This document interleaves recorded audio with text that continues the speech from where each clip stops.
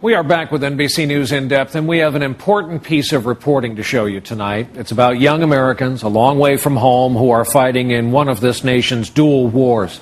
They're under fire, and they fire back every day. Tonight, we take you to a passage in eastern Afghanistan that has become an al-Qaeda and Taliban stronghold. It's called the Korengal Valley, temporary home to Bravo Company, 126th Infantry. They prefer the more rugged name of Viper Company. And our chief foreign correspondent Richard Engel reports from what is the tip of the spear. The 150 soldiers of Viper Company call it the Valley of Death. 6 miles long, 5 miles wide, 5,000 feet high. The only way to patrol the Korengal Valley is on foot. Exhausting daily marches on narrow goat trails and through villages that have fiercely opposed outsiders for centuries.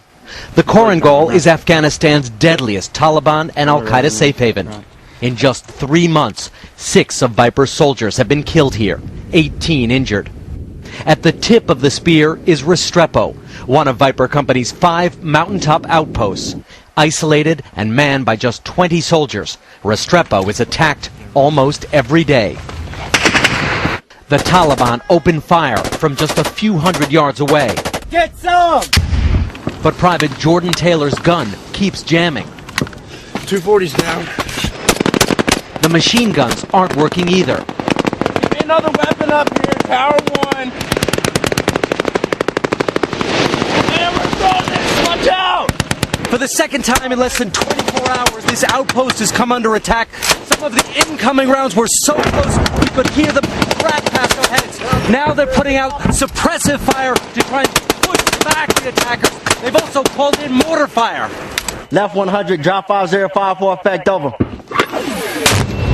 The mortar teams fire wherever they think the Taliban might be.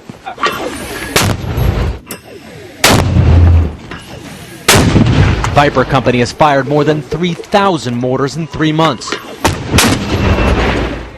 But they rarely see the enemy. There's too much cover, too many trees.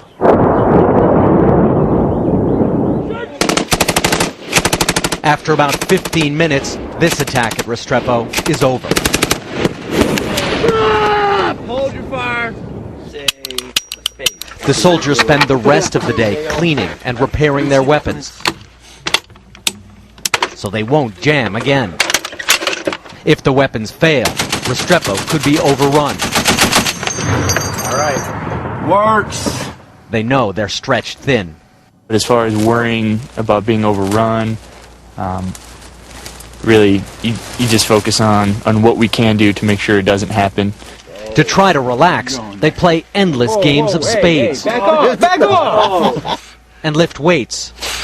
Mealtimes are also small diversions, but they only have army rations. Chili. To break the monotony, they experiment with odd combinations, like Richardson's tuna fish, mayonnaise, and jelly sandwich. To keep the men hydrated, the medic gives them saline IVs. But the conditions are filthy. There's no shower, just one outhouse. Laundry hangs everywhere. Not surprisingly, Restrepo is infested with fleas. Private Matt Fowler from Nampa, Idaho, has bites up and down his legs. Like many here, Fowler wears a flea collar around his belt loop. He's on his first combat tour. So is 3/4 of Viper Company. Getting the guys next to me home. That's all that matters. They are constantly tested with harassing attacks, day and night. Boyd! Get your sons up here! Boyd! It's chaos. They head outside Restrepo to search for the attackers, but it's hard to move undetected under a full moon, and the ground is covered in leaves and loose shale. They didn't find the Taliban, but they expect more attacks will be coming. Richard Engel, NBC News, Korengal.